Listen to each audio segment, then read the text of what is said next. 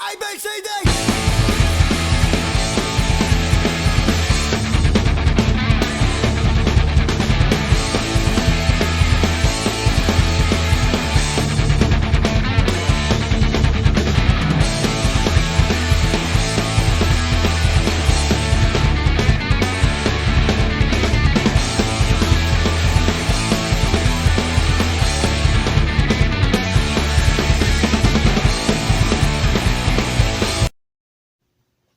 Hello, happy campers. Hello. I'm Spike. I'm Chris. And we are geeking out.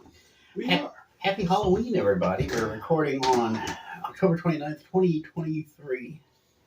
And boy, have we been having trouble with the PC police here lately. The production constipation. Have not been able to get episodes out this past couple of weeks, so just wound up throwing the last episode of Geeking Out there, and I'm going to wind up doing the same thing with back rack video because the graphics are nice and cute and everything, but boy, what a pain. Either way, hopefully you ghouls and goblins are enjoying yourselves, but it's been a weird weekend. I know Five Nights at Freddy's is out, and I have zero desire to see it. Instead, I saw After Death, which is the New Angel Studios Christian film, which is a trip. But So apparently you regret that? No, I don't actually regret it. It's just one of those things that makes you sit there and go, huh? It's not scary. It's not spooky. It's just the kind of thing that makes you sit there and go, what? But anyway, it's an entire documentary about near-death experiences and how pretty much the vast majority of them go one of two ways. You either see a bright light that's welcoming and warm and inviting and that you want to be a part of, or you're in the darkness and things are trying to pull you down and rip you apart. So, and those are just the ones who made it back. Most of them don't. So, well, I'm sorry, but if I had a near-death experience and I saw nothing but darkness being pulled down, I would probably be like, I think I might need to change some things. Yeah. Well, that's what happens. One guy's testimony is that he was being pulled down into the darkness by a bunch of people. He'd been abused as a kid. His father had been abused as a kid. So he was abusive to his wife and his kids. And so he gets involved in this huge car crash. He dies at the hospital. He sees his wife sitting there crying over him. And then he feels pulled out into the hallway, and then he realizes he can't go back. There are these dark figures that keep telling him to hurry up, stop wasting time. They start dragging him outside and into the darkness. They're dragging him down. And for some reason, as they're tearing him apart, he remembers the old song, Jesus Loves Me, that he learned as a kid. So he starts crying to Jesus for help, and then a bright light appears and pulls him out. I've talked to a couple of Christians on that one who are in more positions of, they're a little more versed in Christianity than I am, and they're like, I don't know about that. Although, honestly, who's to say Jesus has gone to hell once? Why not? So anyway, that's all I got. It's actually a good movie if you're into that sort of thing. As far as sitting there wasting, I'm not going to say wasting, but spending like 90, 100 minutes on this thing. If you're interested in it, I'd give it a 4 out of 5. If you're not interested in it, I'd give it a 2 out of 5. So there are some pretty psychedelic effects in there. So anyway, Chris, what have you been doing? Aside from eating all the Christmas candy. You did Christmas, the Halloween candy. I have not been eating no Halloween candy. Actually, today, somebody told me I looked really like I've been losing weight. So I'm like, yay. Oh, that's nice. Yeah, it made me feel good. I've been eating all of the Christmas Halloween candy. Yes. One step at a time. Although the stores they haven't put out the Valentine's candy, but I know it comes in another week or two after. Once Halloween's over, that's when the Valentine candy starts. I did buy some lemon cookies, so I've been eating lemon cookies. There's nothing wrong with lemon cookies. No. Anyway, have you got anything to talk about, Chris? Yes, we got Yes. some news. Yes. Now, we got some news, and then we got some things that are interesting to me. Yeah. It might be interesting to you. Who knows? Yeah, we'll see what you got. All right.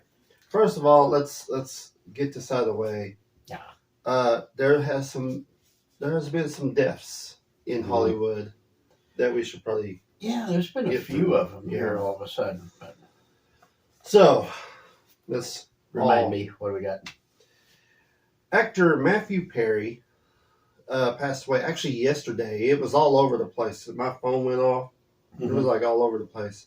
Matthew Perry, best known for his role as Chandler on the hit show Friends, passed away at 54. Apparently he drowned in his bathtub or something. His hot tub is what His I'm hot hearing, tub, something. So Yeah. they're still investigating all that. So yeah, I've watched Friends. He was one of my favorites.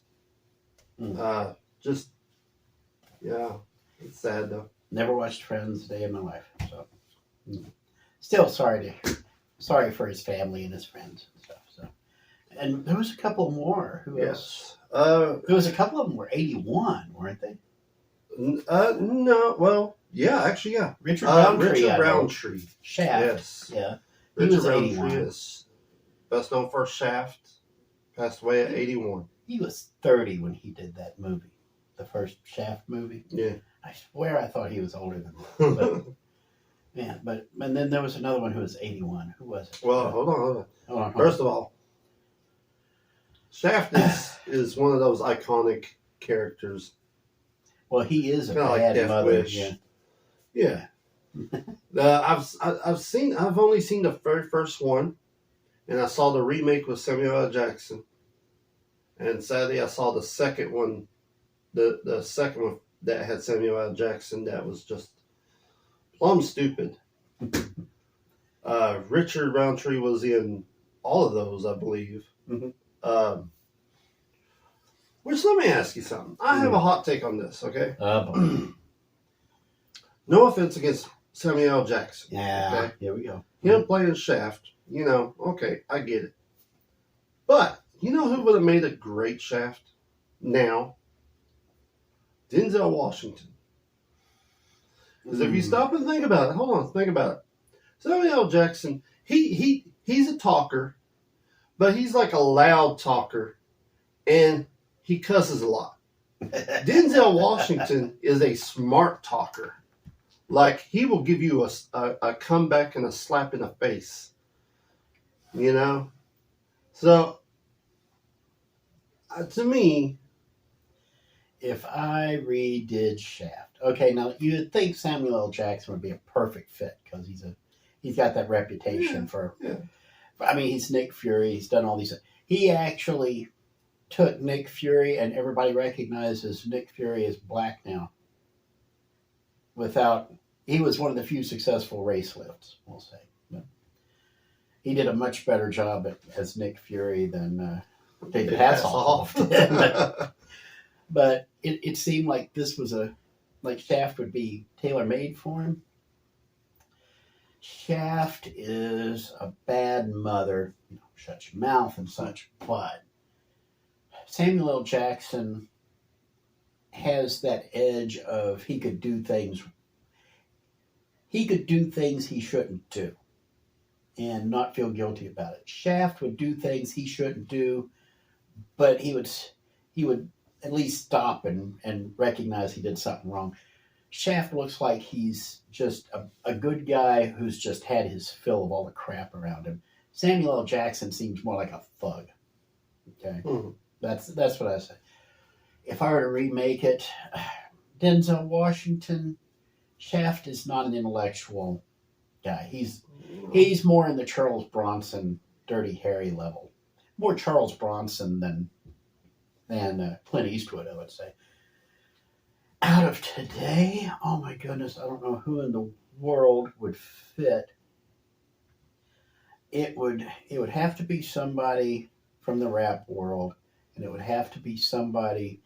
I was thinking Terry Crews, but no, Terry Crews has a reputation of being too nice.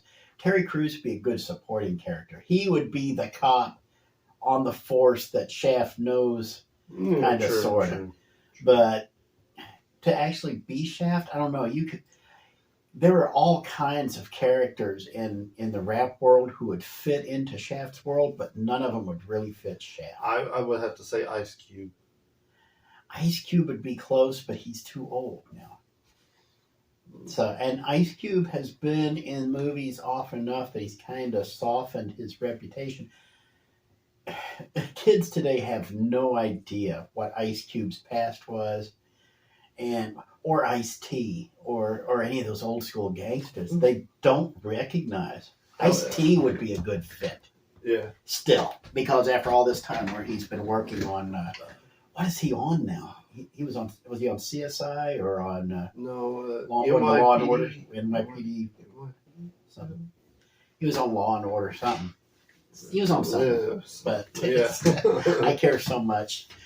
But anyway, he might be the one who'd be able to pull that off. But even then, Ice-T, he's got the thug stuff to him, but he's still a little too old for that. You need somebody younger. And I don't keep up with the rap world to really keep up with it. Right now, there really isn't. And considering the rap world's been sucking the fumes for several years now. Yeah. Your last big rap star who really transcended the industry was 50 Cent. Eminem, 50 Cent, Snoop Dogg, people know those guys, and all of them have been in the game now for 2 decades. I do not. I'm not a fan of 50. I'm not a fan of 50 Cent either, but those are the names I know. All the other rap stuff, what's left? I mean, I understand I'm as pasty white as you can get, but I don't even listen to rap anymore. I actually stopped listening to pop. I actually stopped listening to pop music right about the mid '90s when Billboard decided that all the rap records should be counted against the pop charts. And so suddenly the pop chart's full of rap, and it's all the same auto-tuned crap. Which is a weird way to get around to who else died at the age of 80. Oh, yeah. We should have moved on. Sorry about that. Yeah, so Matthew Perry, Richard Roundtree. The next person, it broke my heart because I grew up watching him. Richard Mole. Richard Mole, in case you don't know who that is, he's best known for playing the bailiff on Night Court. Just bullshit. Yeah. On Night Court. He passed away at the age of 80. That's... I had no idea he was that old. I'm also not used to seeing him with hair. And that is true. That is true. And he absolutely hated that show. Because he was there the first couple of seasons and everybody got all excited about his character and stuff. And he wanted to be a serious actor. And so he despised he Spocked. Does anybody grok what I'm talking about? Grok and Spock? Leonard Nimoy was so heavily identified as Spock, he absolutely grew to hate the character at first. Just about everybody at Star Trek hated their characters except, I think, James Doohan and Nichelle Nichols. Everybody else and Walter Koenig. Those are the 3 who actually embraced their roles and their fame from it. Everybody else who was involved in the original Star Trek grew to hate those roles because they were just pigeonholed at it. Of course, Leonard Nimoy had a career before then, so he had all these connections. He was able to break loose and do things like In Search Of, and he was actually on Mission Impossible for a little while after Star Trek ended, and he was able to overcome it. Poor old William Shatner and George Takei and all these other guys, they just got pigeonholed at it. So George Takei could get work every once in a while because he wasn't as well known as William Shatner. Shatner was stuck until they did the motion picture, and then after he was able to successfully direct, I think Leonard Nimoy directed 4, I think Shatner directed 5. And then once those movies made money, then they were able to reinvent themselves. And as a result, William Shatner, since the original Star Trek movies ended, the original series of Star Trek movies ended, William Shatner is about the only one who has really been able to maintain a career out of it. And for goodness sake, he's one of the few guys still relevant on X. He likes to, formerly Twitter, he likes to sit there and just poke people and troll. He's one of the best trolls this side of Donald Trump. He really is. He just loves playing with his food. Anyway, and William Shatner, oh my goodness, Shatner's gotta be pushing 90. But anyway, they, talking about the Spock, Richard Mole hated the character of Bull Shannon. They redid when they did not the remake, but the modern continuation of Night Court on NBC, they went to Richard Mullen to see if they'd get him to at least reprise his role for an episode as a guest appearance, and he told them precisely which circle of heck they could burn in. He wanted nothing to do with it. He hasn't done much work, but it's work he wants to do. So, so he's passed away at the age of 80 or 81, and like I said, I had no idea he was. So that puts him around 40 when he did that show. Goodness gracious, he looked like everybody. This is a little known secret. Everybody on Night Court is at least 6 feet tall, except for Marky Post. And I think Marsha Warfield may have been like 5'11" or something, but Harry Anderson was like 6'4". John Larroquette was 6'5". Richard Mall was pushing 7 feet. So everybody looked. They actually had to rearrange the shot so that people wouldn't look like munchkins next to all these huge guys. But that's just the way it worked out. So a little bit of trivia. You're going to see that when next time you play Trivial Pursuit. You just watch. So. Yeah, and if you guys ever watch Night Court, you should sit down and watch it. You'd be surprised about how many guest stars that has appeared on there. Gilbert Gottfried gave a clinic on Night Court because he just got to be himself. He shows up as a fill-in for Dan Fielding when Dan was unavailable, so he takes over as DA for a little while, and just listening to him go off on all these defendants and stuff who are coming into the court is just, it's cathartic as all get out. Because it's fun watching Dan get it, but Dan also winds up being the butt monkey in a lot of episodes. Gilbert Gottfried would sit there and give it to everybody and then disappear before it was time to be a butt monkey. So, and he honestly didn't care what anybody thought anyway. So it was fun. So we're going from dead bailiffs to what? Where in the world are we getting out of this? Did anybody else die this week? Aquaman 2. Speaking of death. Apparently, Aquaman 2 release date has been shifted to Christmas weekend. So I heard this Christmas weekend. Yep. I heard Snow White got pushed back to 2025, and they've tossed all the diversity hires, and they're going to use CGI dwarves. And Disney actually released supposedly a legit photo of it to see if anybody would still pay attention to it. Nobody is. Nobody cares. Nobody cares. They're paying more attention to the Snow White and the Evil Queen. Yeah. I mean, if you've got Wonder Woman on your film and she's your evil queen, dude, you're doing something wrong. You know, the person, what's her name? Gal Gadot would actually make a much better Snow White, and Rachel What's-Her-Face would be a much better evil queen, honestly. The new Snow White that they're doing has, what's her name? Brett Cooper or whatever. Mm-hmm. I didn't know who that was until I found out that I have seen her. I watch her on TikTok a lot. She's a TikTok star who does things from political to other stuff. And I'm like, oh, that's who that is. That's why I don't know who it is. I don't pay any attention to TikTok because it's Chinese spyware. And if you have it on your phone, the Communist Chinese Party, this is not a joke, is listening in to everything you say within 20 feet of your phone. Which is just as well because Google does it with Android and Apple does it with iPhones. What do you think? Remember I used to joke about how I would talk about something around the house and all of a sudden Google would start showing me ads for it? YouTube would start playing ads for whatever I'd mentioned. I mean, I think I mentioned Spanish peanuts one time and I suddenly started getting getting Spanish language commercials for some reason. And it's because, I mean, we're filming on an Android smartphone right now just because, and then guaranteed Google's taking all of this stuff, but I have to upload it all to YouTube manually. Dude, speaking of YouTube, I am getting really angry at YouTube. About 2 weeks ago, all my stuff that I usually watch, and it, you know, it's a pattern. It's like, it knows what I like. It's all gone. Mm-hmm. So I'm getting like random different things. Mm-hmm. And now it's gotten to the point where it's showing videos that has happened like 5 years ago.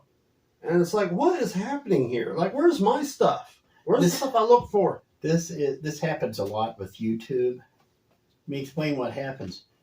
YouTube likes to mess around, and they'll purge things on their end. Okay, you sign into YouTube with an account, and that's supposed to keep track of all your stuff. All your stuff's attached to your account. What they'll do is they'll take your YouTube account that you use for your app, and they'll disassociate it from your account. So all of a sudden it looks like they'll either sign you out manually or they'll disassociate. What you have to do, and I've actually done this before, I'm not doing it again. I actually had to log out of the YouTube app, uninstall the YouTube app, restart my device, reinstall YouTube. Now, if you've got an Android phone, you can't get rid of it. But you have to reinstall and update and then log back in, and all your stuff's back. Ugh. They do this to people, to video providers like us, where we have a list of subscribers. They'll purge the subscription list, and it's like 5,000 names out of 20,000 gone. And it's like, that one's not so easy to fix. You actually have to go back in there and scream at somebody to go back and undo the updates YouTube did. So it's so annoying. So yes, it is. And considering YouTube, this is not a joke. I'm getting to the point I'm ready to turn YouTube off on my Rokus, because every 3 minutes I get at least 2 ads. Okay. Oh yeah. In the middle, it used to be it would find a spot where there was a lull in the action. Somebody would be talking, then they'd stop for a second, and then they'd go to commercial. Now it's in the middle of a word. They'll just go straight to ad, and it's almost always an ad for Andy Bashir. Oh yeah. Or for a bunch of people with AIDS. Or it's in Spanish.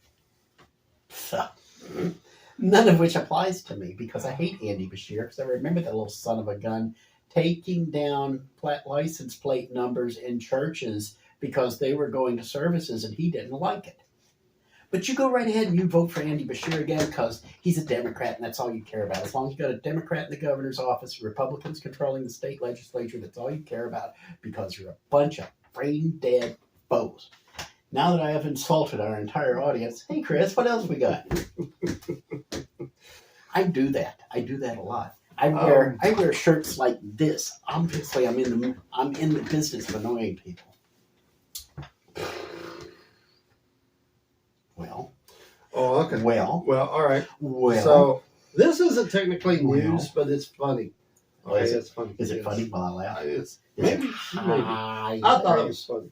He thinks it's funny. Queen Elizabeth is dead. Is she still dead? No. Yes. Queen Elizabeth is still dead. Queen Elizabeth. I gotta keep him on his toes. Yes. QE, yeah. Queen Elizabeth turned down a music icon performance from Paul McCartney just so she can watch Twin Peaks. I don't blame her.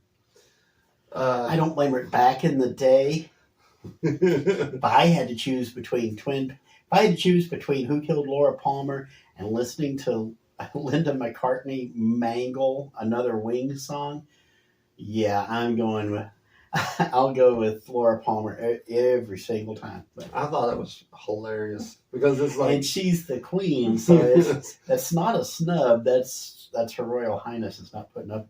Now, King Charles, on the other hand, would probably salivate at having a special performance from Paul McCartney, especially now that Linda's not there to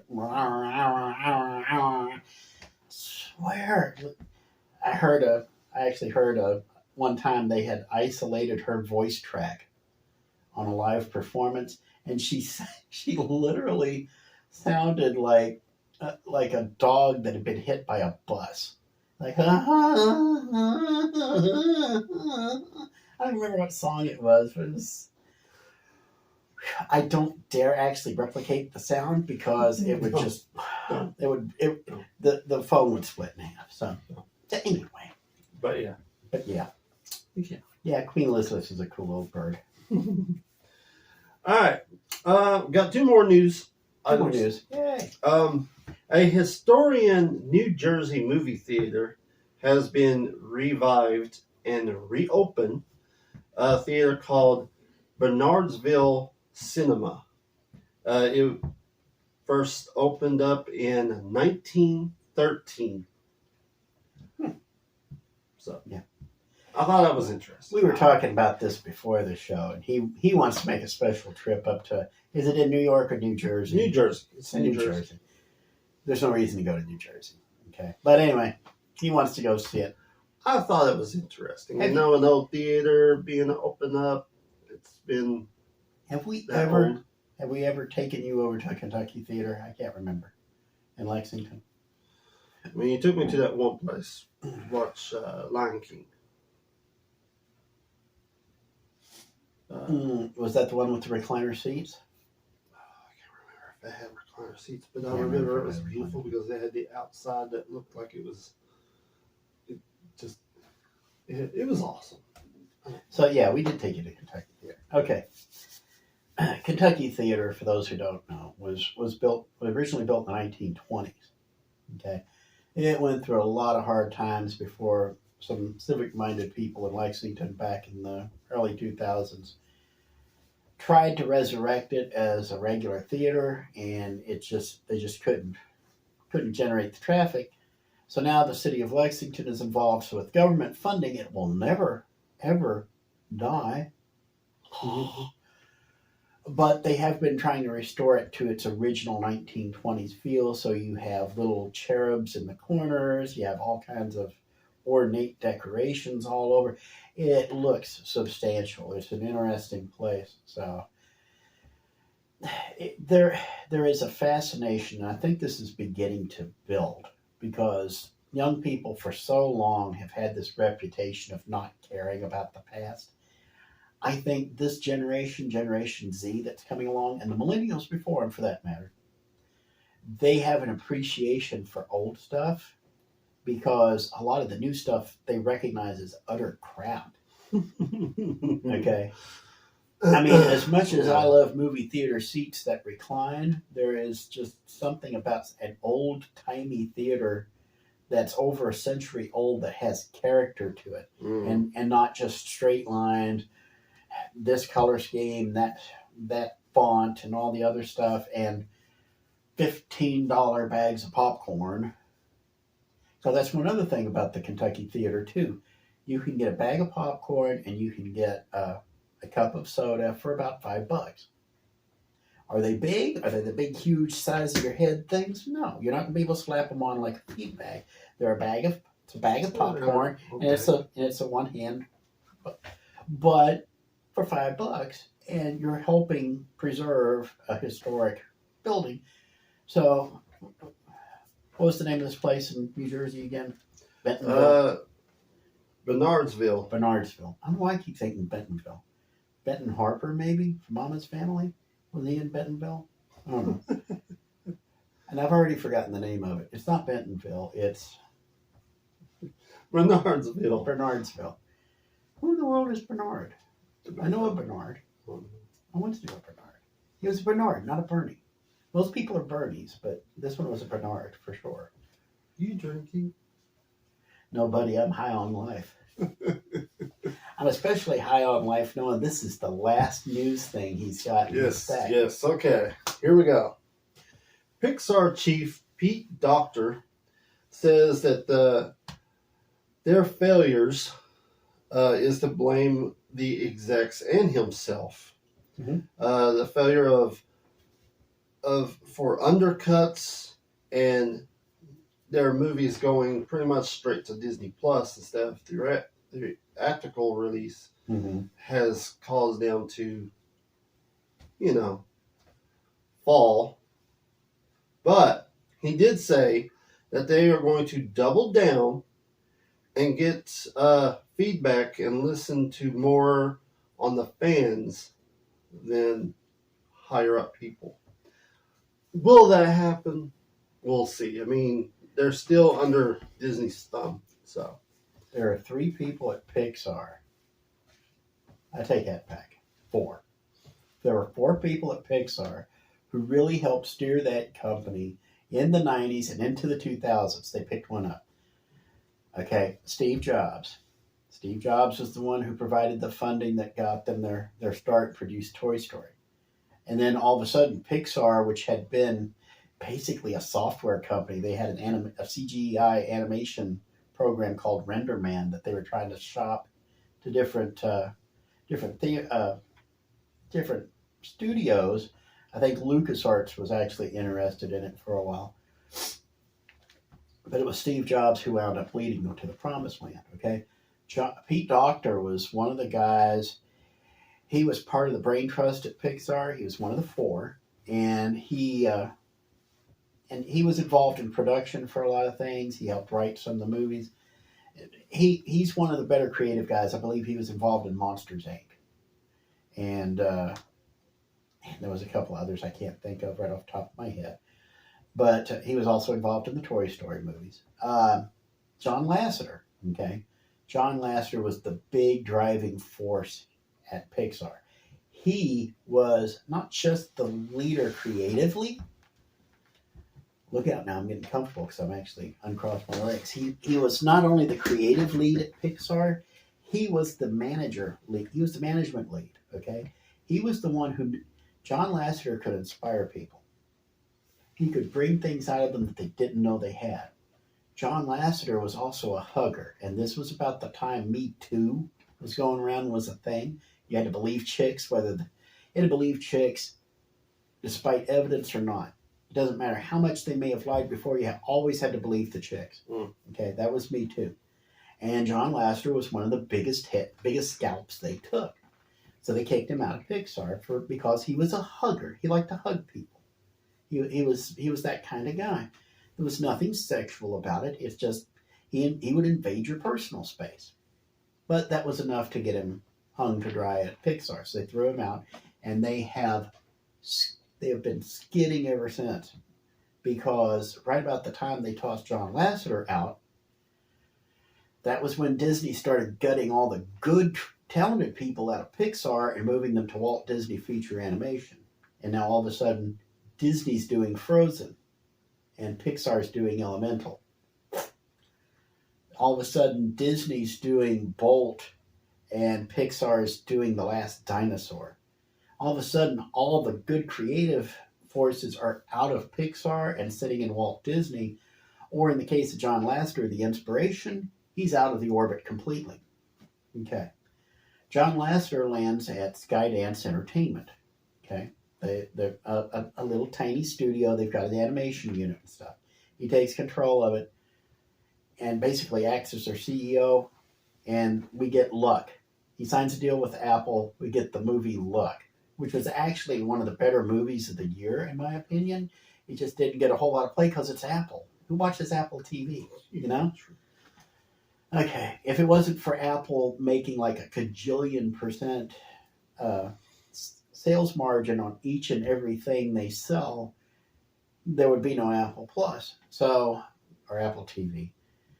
So John Lasseter sits there and he's guiding Skydance. Now John Lasseter has signed a deal with Netflix. Okay, so Skydance is going to start producing for Netflix. They've already got something in the lineup. And this is where the fourth big gun of Pixar comes from. Okay, remember, Steve Jobs is dead. Pete Docter is still at Pixar, but he has no power because Bob Iger's overruling him and everything. He can sit there and he can talk to the fans all he wants to. Pete Docter has no stroke as long as Bob Iger's around. As long as Bob Iger and that brain-dead board of directors Disney's got is around, he's not going to be able to get anything done. John Lasseter is now over at Netflix, and he took Brad Bird with him. Now, if you don't know who Brad Bird is, Brad Bird created The Incredibles. Mm-hmm. Brad Bird also is one of the more inspired design guys at PIXAR. Okay, remember how Toy Story had a look? Everybody was stunned at how realistic the toys looked and everything, which was playing up to their weaknesses because they couldn't really render, like skin tones and stuff that well. So they weren't. PIXAR was in 1995 was not in danger of going into the uncanny valley and spooking people out. But everybody was in that the plastic that the toys were made from was perfect for CGI. Brad Bird had taken developments and stuff, and he was able to create a specific style for The Incredibles that Pixar had never had before. Pixar always went for really detailed, realistic type things, and The Incredibles was more of a fantastic thing. Things didn't necessarily work by normal physics principles, which meant Pixar's production team, and people don't really realize it's a lot harder to not obey the laws of physics in CGI. Yeah. Because you have to go in and manually order the computer to send things an extra 50% higher or an explosion 50% bigger, because ordinarily you just tell the CGI do this and it just does whatever it's supposed to do. AI is developed from CGI, by the way. And and so Brad Bird was able to just basically reinvent the CGI with the Incredibles, and he never gets the credit he deserves for doing that. Him and his team of artists, Pixar really, really knocked it out of the park on that one. But now Brad Bird is over with John Lasseter at Netflix. Okay, so Netflix, this news comes out about a day after Netflix said, yeah, we added 9 million people this past quarter, 9 million subscribers, but we're still going to have to raise the monthly no ads premium subscription model to $23.99 a month. Even HBO in its heyday couldn't charge $24 a month. Netflix for the really premium Cadillac plan is going to be $24 a month. I'll take the ads. That's why they started offering ads. So if you want to pay for it, but now you've got John Lasseter and Brad Bird, two of the most creative guys in the animation industry, are together again, and they're at Netflix working on SKYDANCE Entertainment projects. This is going to be fun. Mm-hmm. So, and meanwhile, all Walt Disney can do is just look in the mirror and realize Bob Iger blew it again. No, Disney's not going to realize that. Disney just keeps failures. Let me tell you about what a rumor that's going around. Okay, now this is just a rumor. He's got a rumor. I got a rumor. Watch this. Go ahead. Okay, so apparently they're doing a live action Hercules movie, right? And no offense against this actor, based on the animated show. No offense against this actor, because I do like the actor, but they're wanting Michael B. Jordan to play Hercules. This is just a rumor, though. But it's good, yeah. But it's like it's a big old but. It's like, yeah, let's just keep throwing money out the window. We don't need it. Have you heard the name Nelson Peltz? No. Nelson Peltz is an activist investor. That's the thing. He's got all this money and he's investing it. He's invested something like $2 billion into Disney stock so far. So he's demanding, he wants a board on this board. He wants a seat on the board of directors. He wants to appoint at least 2 more because he owns that much stock. There are a bunch of institutions who own the majority of Disney stock, okay, which is why Disney is woke as all get out, because 30% of it's owned by BlackRock, 20% is owned by Vanguard, State Street owns another 16%. Nelson Peltz owns about 12% now, I think. So that puts him in the up. He's like number 5 investor now. So that puts him way up there with the institutions. The institutions and their diversity initiatives and stuff, They're the ones who are forcing Disney to go along because they dictate who is on the board of directors. The board of directors is now brain dead. They're not a brain trust anymore. They're brain dead. All they do is whatever the guys at Vanguard and BlackRock and State Street tell them to do. That's why Nelson Peltz wants in. Nelson Peltz, guarantee you, is doing something that isn't really getting any attention. If Nelson Peltz is smart, he is. He's short selling Disney stock. Okay. Now, if you don't know what a short sale is, that's where you're betting basically that the price of a stock is going to go down. So what you do basically is you set up an agreement with the stockbroker, you borrow some shares because these large institutions are never going to get rid of all their shares of a particular company. So you're going to borrow a few, you're going to keep them some bucks to borrow it for a while. You sell those shares at the higher price, expecting that in a month or so, the price is going to go down. You can buy them back at the cheaper price and give them back to the institution, say, that you borrowed them from. You get to keep all the money. Nelson Peltz, guarantee you, has been shorting this stock for a while. He started back in January of 2023. He started doing this. He wanted a seat on the board, and Disney managed to rebuff him because he didn't have enough stock.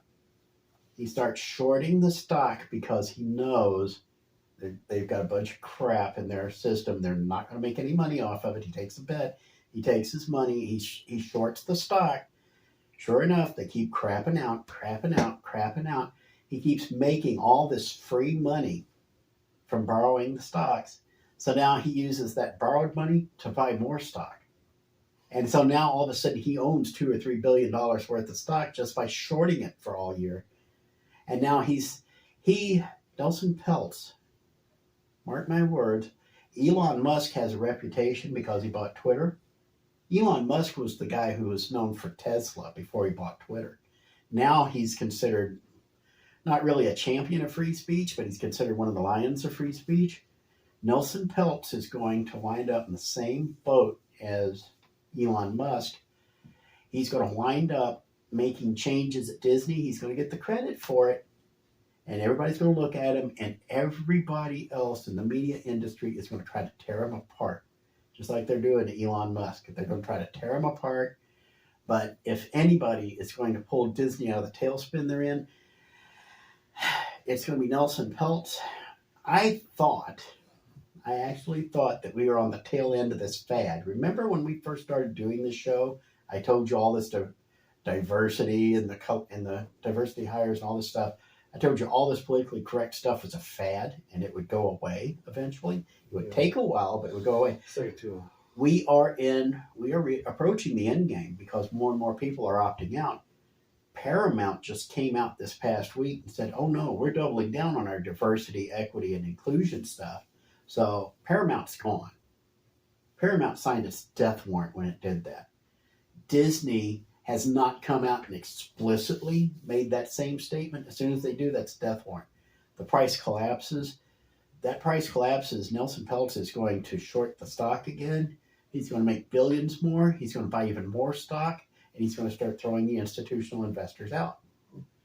It takes a while, but this is creative destruction. It's a specialty of American style capitalism. I had to stop and think what the word was. So boy, oh boy, we just started with trick or treat candy and ended with destructive capitalism. America. Only on Geeking Out, y'all. So you got anything else to say to folks at home before we sign off? No. Move on. Please have a happy and safe Halloween. Please enjoy yourself. Stop putting razors in the apples, okay? If somebody's offering you a pair to put in your trick-or-treat bag, just hit them with the trick-or-treat bag and run, okay? Make sure you take their wallet first because they owe you something. Yeah. So until next time, I never know what to say on the holidays. So until next time, Spike, Chris, and y'all keep on geeking out. Ta.